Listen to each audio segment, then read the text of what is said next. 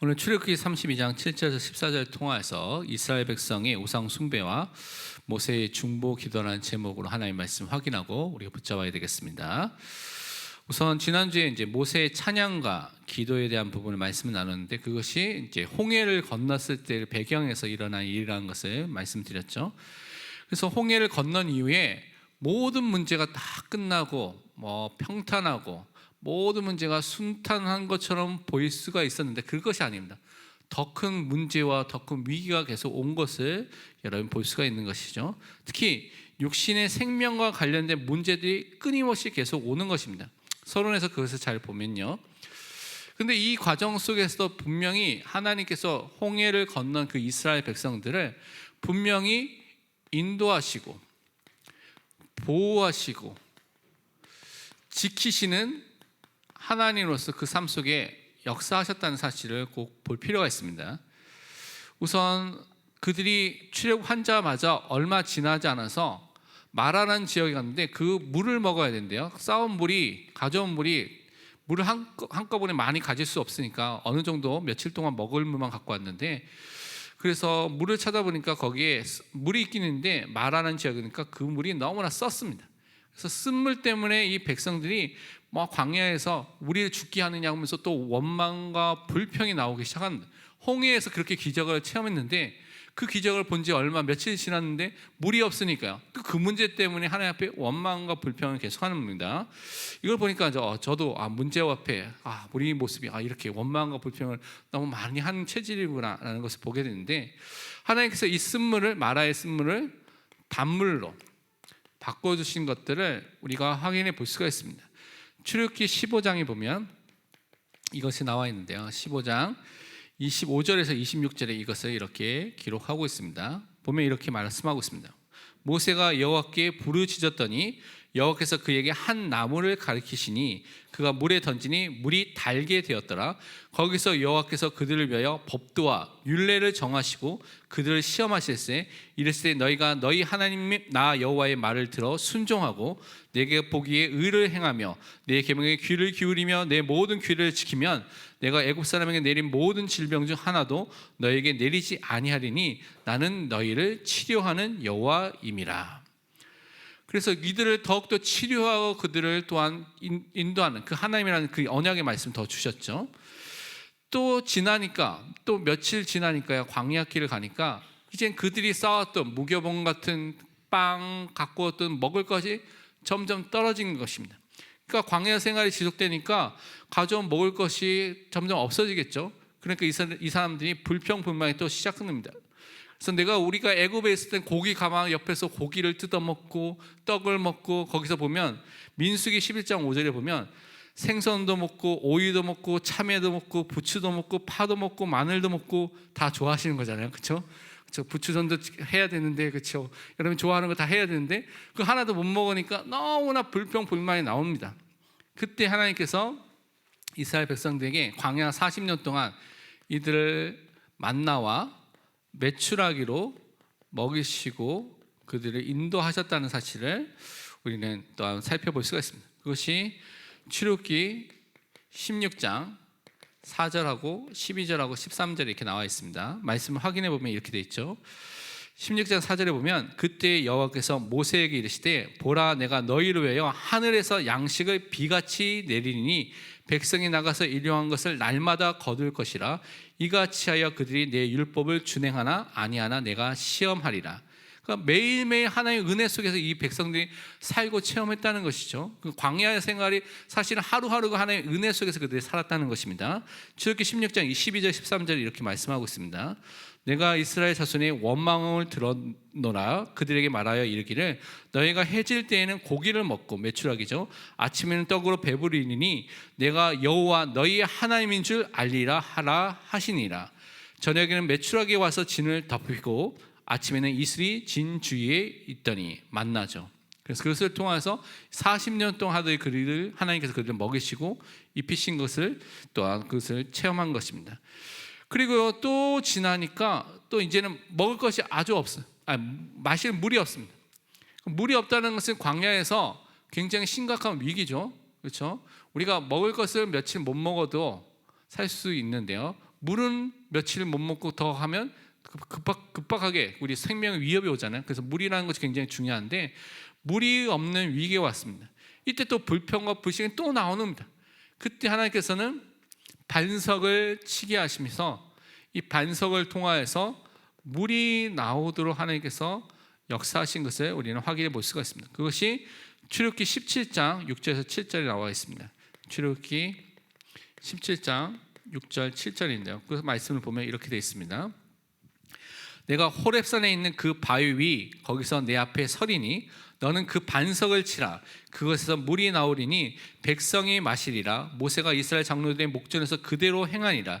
그가 그곳 이름을 마사 또는 무리바라 불렀으니 이는 이스라엘 자손이 다투었으며 또는 그들이 여호와를 시험하여 이르기를 여호와께서 우리 중에 계신가 안 계신가 하였음이더라. 그래서 하나님께서는 그들에게 이 반석을 통하여서 물을 주시면서 또 살아계신 함께 하신 하나님의 증거를 또 그들에게 허락해 주셨습니다. 이 먹을 것, 마실 것 이런 문제가 있는 것뿐만 아니라 이제는 본격적으로 전쟁이 일어났어요. 아말렉이라는 족속과 전쟁이 일어났는데 여기에서도 하나님께서 승리하게 하신 것들을 우리가 살펴볼 수가 있습니다. 그것이 출애굽기 17장 15절부터 16절에 이렇게 나와 있는데요. 보면 이렇게 말하고 있습니다. 모세가 제단을 쌓고 그 이름을 여호와 니시라 하고 이르되 여호와께서 맹세하시기를 여호와가 아말렉과 더불어 대대로 싸우리라 하셨다 하였더라. 이 전쟁이 어떻게 이기게 됐냐면 여러분이 그 모세가 손을 들면 여호수아가 나가서 싸워서 이기고 모세가 손을 내리면 지게 되는 그 장면이 이 장면입니다. 그래서 하나님께서 또한 그들에게 아론과 홀을 통하여서 손을 들게 하시면서 이기게 하신 장면이죠. 그래서 하나님께서 그 아말렉의 싸움에서도 이기도록 승리하도록 하나님께서 하셨다는 것이죠. 그러니까 한 걸음 한 걸음 걸을 때마다 육신의 생명을 보존하고 지키신 하나님, 그리고 전쟁에서 승리하신 하나님은 이스라엘 백성이 한 걸음 한 걸음씩 체험하고 이제 광야 생활 40년 생활을 시작하게 된 것입니다. 그런데 이때 하나님께서 그들에게 무엇을 주셨냐면 오늘 읽지 않았지만 하나님께서 이들을 구원하신 구원자 되신 그 하나님께서 이들에게 무엇을 주셨냐면 율법이라는 것을 주셨다는 것을 우리는 출애굽기에서 확인해 볼 수가 있습니다. 먼저 구원자 하나님께서 율법을 주시기 전에 하나님께서 이 이스라엘 백성을 어떻게 부르셨냐면 이 이스라엘 백성을 세계를 살릴, 전 세계를 살릴 하나님의 제사장 나라로서 이들을 부르셨다고 분명히 말씀해 주셨습니다. 그래서 이들을 통하여서 전 세계 민족을 살릴 존재로 이들을 불러주셨다고 말씀해 주셨어요. 언약 속에서 언약을 전달하고 말할 백성으로 불러주셨습니다. 그래서 이것이 잘 아는 우리가 출애굽기 19장 5절에서 6절 말씀이 이 이야기를 설명하고 있습니다. 보니까요, 세계가 다 내게 하나님께 속하였나니 너희가 내 말을 잘 듣고 내 언약을 지키면 너희는 모든 민족 중에서 내 소유가 되겠고 너희가 내게 대하여 제사장 나라가 되며 거룩한 백성이 되리라. 너는 이 말을 이스라엘 자손에게 전할지니라. 그래서 이 백성이 하나님의 백성답게 살면서 제사장 나라로서 주변의 많은 나라들에게 열방의 복을 받게 하는 그 축복을 누리는 그 사람들로 이 사람들을 불러주셨다고 말씀하고 있습니다. 그러면서 20장에 출애굽기 20장에 우리가 잘 아는 십계명을 주셨죠.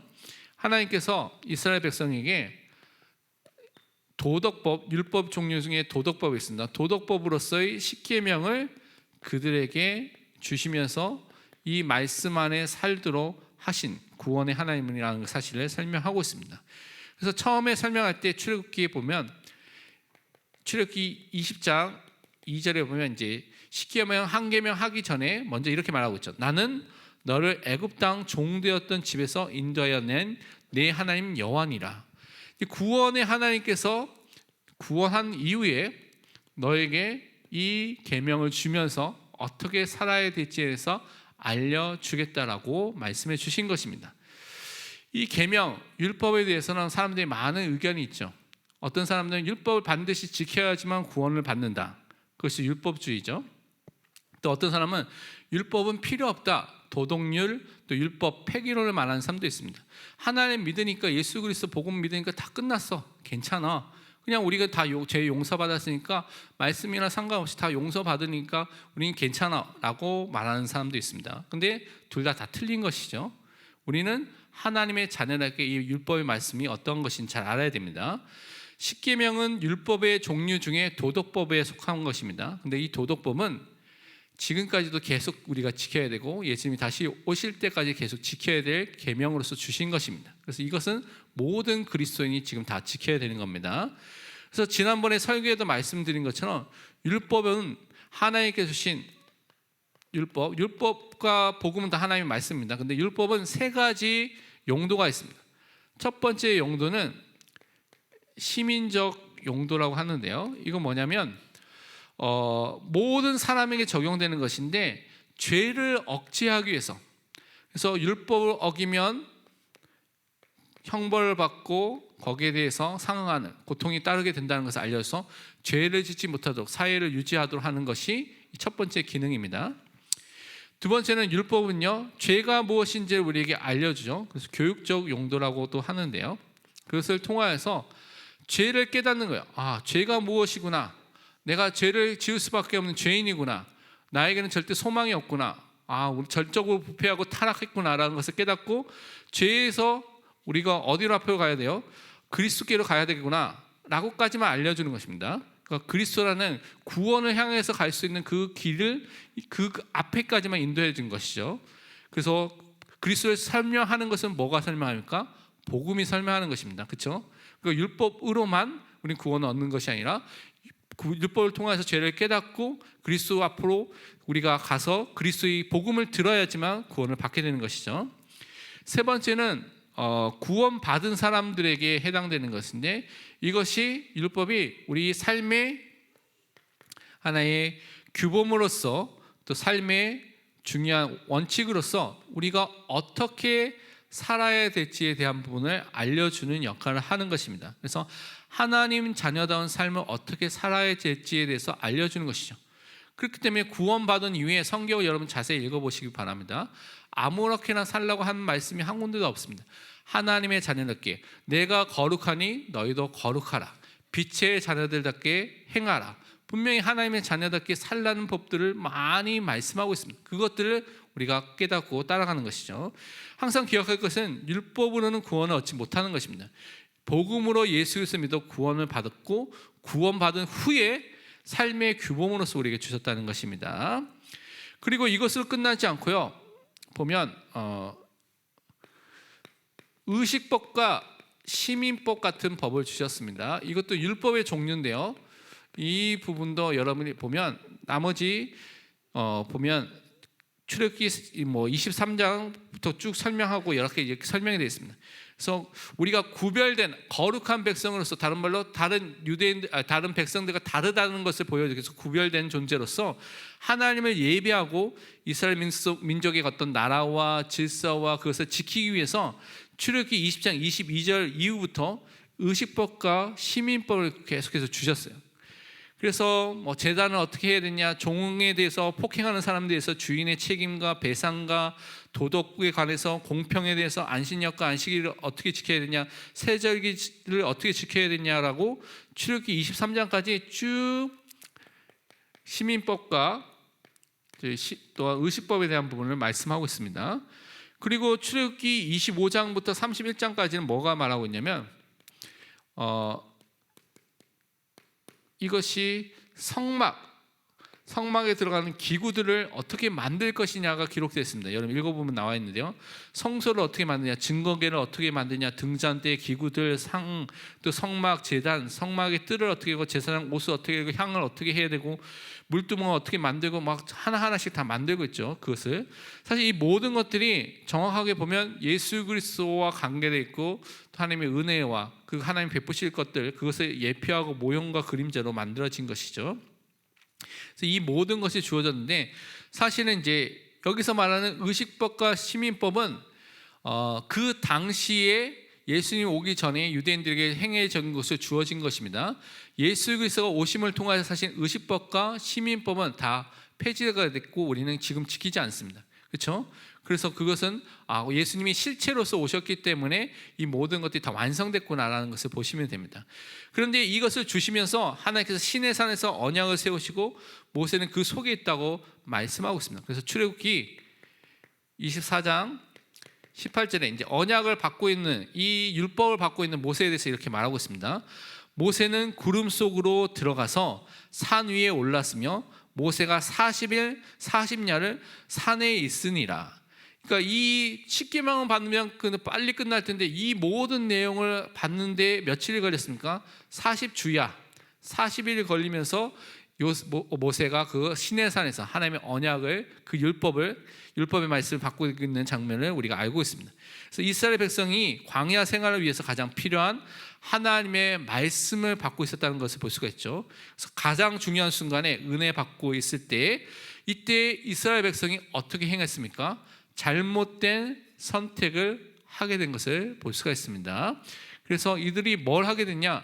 성경에 보니까요, 금송아지 우상을 만들게 된 장면이 우리가 나오고 있습니다. 오늘 읽지 않았지만 출애굽기 32장 앞부분이 그 부분을 설명하고 있습니다. 모세가 40일 동안 내려오지 않으니까 이스라엘 백성이 어떻게 합니까? 굉장히 조급해진 거예요. 그리고 불안해진 것이죠. 두려움에 쌓여서 우리를 인도에는 신이 필요하다. 그 신의 대리자로서 역할을 했던 모세가 안 보이니까 우리가 이 신이 필요하다, 우상이 필요하다, 이 신을 만들자라는 그런 말을 하게 된 것입니다. 그것이 출애굽기 32장 1절에 나와 있습니다. 뭐라고 되어 있냐면, 백성이 모세가 산에서 내려옴이 더딤을 보고 모여 백성이 아론에게 이르러 말하되 일어나라, 우리를 위하여 우리를 인도할 신을 만들라. 이 모세 곧 우리를 애굽 땅에서 인도하여 낸 사람은 어찌 되었는지 알지 못함이니라. 40일 동안 아무런 연락도 없고 아무런 소식이 없으니까 너무나 조급해지니까요, 불안과 두려움에 빠지니까 이 사람들이 잘못된 선택을 한 것입니다. 그래서 우리를 인도할 신, 그것을 만들어서 섬기도록 아론에게 부탁하고 그 만들도록 한 것이죠. 그러면 아론이 모세를 이어서 함께 이스라엘 백성을 인도했던 지도자의 역할에 있었다면 그들에게 올바른 하나님의 말씀을 선포하고 기다리라고 말하고 그렇게 해야 되죠. 근데 어떻게 합니까? 아론이 어떻게 합니까? 아론이 이 우상을 만들도록 함께 동참하고 이 우상을 만드는 죄를 짓는데 함께 했던 것을 성경 말하고 있습니다. 사실 아론은요, 여호와의 제사장으로서 세워지는 것을 우리가 출애굽기에 볼 수가 있죠. 하나님을 섬기는데 예배하는데 앞장서는 사람으로, 그 지파로, 피제사를 드리는 지파로 또 그 민족으로, 그 사람으로 부르심을 받았습니다. 그런데 오히려 백성들의 요구를 들어서 우상 숭배하는데 앞장서는 것을 볼 수가 있습니다. 그래서 출애굽기 32장 2절에 4절에 보면 어떻게 이 일을 했는지 정확하게 기록하고 있죠. 아론이 그들에게 이르되 너희의 아내와 자녀의 귀에서 금고리를 빼어 내게로 가져오라. 금고리를 갖고 오라고 했죠. 3절에 모든 백성 그 귀에서 금고리를 빼어 아론에게도 가져오며, 아론 앞에 다 가져왔단 말입니다. 4절에 보면 아론이 그들의 손에서 금고리를 받아 부어서, 이제 불에 부어가지고 이제 그걸 녹였겠죠. 그 다음에 조각칼로 새겨서 송아지 형상을 만드니 그들이 말하되 이스라엘아, 이는 너희를 애굽 땅에서 인도해낸 너희의 신이로다 하는지라. 누가 만들었습니까? 아론이 자기의 능력을 발휘해서인지 모르겠지만 송아지 형상으로 이 우상을 만들게 된 것입니다. 금 송아지를 만들게 된 것이죠. 그래서 여호와 하나님을 섬겨야 되는 이스라엘 백성이 애굽에서 원래 섬겼던, 아니면 봤던, 그 익숙해졌던 애굽의 우상들이 있습니다. 애굽의 아피스, 무네비스라는 황소 우상이 있는데요, 그것들을 함께 섬기게 되는, 그 형태의 우상을 섬기게 되는 거죠. 그래서 그 송아지를 우리를 인도해낸 여호와다 하나님이라고 막 섬기게 된 것이 그것이 5절 6절에 이렇게 나와 있습니다. 그러니까 인간이 죄성 속에 하나님을 바라보지 못하는 이 죄성에 빠지게 되면 금방 나오는 것이 우상을 만들고요, 우상을 숭배하고 그 앞에 절하는 것이 나올 수밖에 없는 것입니다. 그럼 우상을 섬기면 섬길수록 누가 활동하게 됩니까? 보이지 않지만 사단, 악령이 활동하게 되는 것이죠. 그런 문제가 이스라엘 민족에게 찾아오게 된 것입니다. 그래서 이 문제 속에 있을 때 하나님께서 이 문제를 가만히 둔 것이 아니라 하나님께서 분명히 심판하게 됐습니다. 근데 하나님의 심판이 오게 됐을 때 이 모세가 이것을 알고 어떻게 합니까? 중보 기도를 한 것이 오늘 읽었던 본문의 내용입니다. 먼저 하나님께서는 이 우상 숭배하는 이스라엘을 심판하시겠다 이렇게 말씀을 하셨습니다. 모세에게. 오늘 읽었던 말씀이 그것이죠. 그래서 오늘 보니까 출애굽기 32장입니다. 출애굽기 32장 9절에서 10절 보면 오늘 본문 말씀입니다. 본문 말씀 보면 이렇게 되어 있습니다. 여호와께서 또 모세에게 이르시되 내가 이 백성을 보니 목이 뻣뻣한 백성이로다. 그런즉 내가 하는 대로 두라. 내가 그들에게 진노하여 그들을 진멸하고 너를 큰 나라가 되게 하리라. 하나님께서 이 이스라엘 백성들이 자기를 위해서 금송아지를 만들었다. 그들에게 자기를 위해서 송아지를 부어 만들었다 8절에 말하면서 그 앞에 우상 앞에 예배하고 그것을 신이라고 말하면서 지금 하고 있다라고 말하면서 그들을 심판하겠다. 근데 그들이 목이 뻣뻣하다는 의미는 뭐냐면 교만하고 강팍한 상태 속에서 자기들을 위해서 우상을 섬기고 있다라고 지적하면서 그들을 진노하시고 그 죄에 대해서 심판으로 진멸하겠다라고 말하고 있습니다. 하나님께서 가장 싫어하는 것이 우상 숭배이기 때문에 우상 숭배에 대해서는 반드시 하나님께서 진노하시고 심판하시겠다는 것을 말씀해 주신 것이죠. 그 이야기를 듣자마자 이 백성의 죄악들 우상 숭배한 것을 놓고 누가 기도했냐? 모세가 기도하기 시작한 것입니다. 그래서 모세가 중보 기도를 하게 된 것이죠. 즉시로 하나님 앞에 무릎을 꿇고 기도한 것입니다. 애굽에서 인도하내신 주의 백성을 만약에 죽이신다면 그 주변에 있는 많은 이방 나라의 사람들이 어떻게 하나님에 대해서 생각하겠습니까? 악한 의도로 이들을 애굽에서 나오게 해서 죽이고자 하는 그런 이상한 하나님을 생각할 수 있으니까 그 진노를 거두어 달라고 오늘 말하게 된 것입니다. 그러면서 오늘 출애굽기 32장 오늘 읽었던 13절 14절 출애굽기 32장에 보면 이렇게 말하고 있습니다. 주의 종 아브라함과 이삭과 이스라엘을 기억하소서. 주께서 그들을 주를 가리켜 맹세하여 이르시기를 내가 너희 자손을 하늘의 별처럼 많게 하고 내가 허락한 이 땅 온 땅을 너희 자손에게 주어 영원한 기업이 되게 하리라 하셨나이다. 여호와께서 뜻을 돌이키사 말씀하신 화를 그 백성에게 내리지 아니하시니라. 모세가 어떻게 기도했냐? 그냥 기도한 것이 아니라 아브라함과 이삭과 이스라엘 백성님들에게 주신 하나님의 언약, 그 언약의 말씀을 다시 붙잡고 하나님께 중보 기도를 하게 된 것입니다. 그래서 하나님께 간절히 기도하면서 모든 백성을 다 죽이겠다는 그 하나님이 그들을 다 죽이지 않겠다는 그 응답을, 그 뜻을 돌이키는 응답을 받게 된 것입니다. 그렇다면 하나님께서 그냥 가만히 두셨습니까? 우상 숭배하는데 그에 너 그 죄 지었지만 그렇게 용서해라고 하면서 그것을 끝났을까요? 여러분 다음에 읽어보면 이렇게 말하고 있습니다. 이 죄악에 대해서 모세가 내려왔을 때 그 모습을 보고 십계명의 돌판을 깨뜨리고 그들에게 형벌이 내리게 된 장면이 있습니다. 그것이 출애굽기 32장 뒷부분에 나와 있죠. 32장 26절에서 28절까지 기록되어 있습니다. 이렇게 기록되어 있습니다. 이에 모세가 진문에 서서 이르되 누구든지 여호와의 편에 있는 자는 내게로 나아오라 하매 레위 자손이 다 모여 그에게로 가는지라. 모세가 그들에게 이르되 이스라엘 하나님 여호와께서 이렇게 말씀하시기를 너희는 각각 허리에 칼을 차고 짐 이문에서 저 문까지 왕래하며 각 사람이 그 형제를 각 사람이 자기의 친구를 각 사람이 자기 이웃을 죽이라 하셨느니라. 레위 사람이 모세의 말대로 행하매 이날에 백성 중에 3,000명 가량이 죽임을 당하니라. 우상 숭배가 얼마나 심각하게 하나님께서 진노하신 죄인지를 백성 전체는 죽이지 않았지만 이 죄악을 형벌을 통하여서 보여주셨습니다. 몇 명이 죽었습니까? 이 한 사건을 통하여서 3,000명이나 되는 사람이 죽게 됐습니다. 하나님께서 굉장히 싫어하시는 그 일들을 행했기 때문에 이렇게 죽게 됐대요. 죽게 된 것을 말하고 있죠. 그래서 우상 숭배의 죄악에 대한 심판을 통하여 3,000명이 죽게 된 심판이 임하게 된 것을 기록하고 있습니다. 하나님께서 그래서 출애굽기 32장 35절에 이스라엘 백성을 치셨다라고 분명히 성경은 이 부분에서 기록을 하고 있는 것입니다.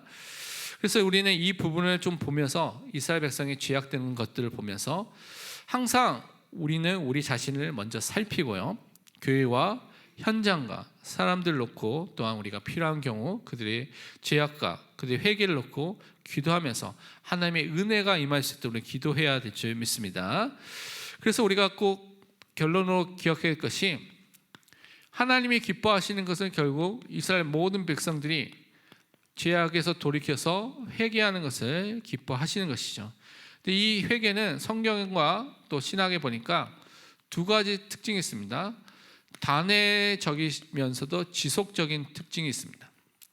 그 의미가 뭐냐면, 우리가 예수 그리스도를 처음 믿게 됐을 때 그때 회개를 하게 되죠.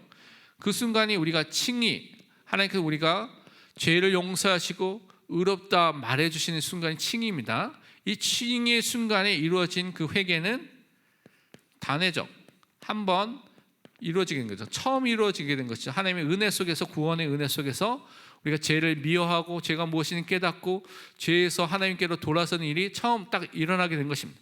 그런데 이것이 단회적으로 그때만 끝나는 것이 아니라 우리가 칭의와 함께 뭐가 있습니까? 우리가 이 땅에 하나님 자녀답게 사는 성화라는 삶을 살게 되는 것이죠. 계속해서 죄와 싸우는, 죄를 죽이는 삶을 계속해서 사는 것입니다. 그래서 죄와 싸우고 죄를 회개하는 일을 통해서 지속적으로 계속해서 죄 죽임을 하는, 죄와 싸우는 그 일을 하기 때문에 회개는 그래서 지속적인 것입니다. 이 두 가지를 계속하는 것이 하나님께서 우리 삶에서 말씀하신 것이죠. 그래서 우리는 약속의 말씀을 항상 기억하면 됩니다. 요한에서 1장 9절에 이렇게 말씀하고 있습니다. 만일 우리가 우리 죄를 자백하면 그는 미쁘시고 의로우사 우리 죄를 사하시며 우리를 모든 불의에서 깨끗하게 하실 것이요. 그래서 우리 죄를 자백한다는 것은 계속해서 현재형으로 되어 있다는 것입니다. 그래서 그것은 계속해서 우리가 죄를 지었을 때 항상 하나님 앞에서 계속 죄를 고백하고 회개하고, 그때마다 하나님께서 우리를 어떻게 해요? 계속해서 죄를 사해 주시는 그 은혜를 우리에게 주시겠다 약속해 주신 것입니다. 그래서 우리는 이 은혜 속에서 항상 하나님이 원하시는 또한 말씀대로의 그 삶, 하나님 자녀다운 그 삶을 살고 승리해야 될 줄 믿습니다. 함께 우리 기도하도록 하겠습니다.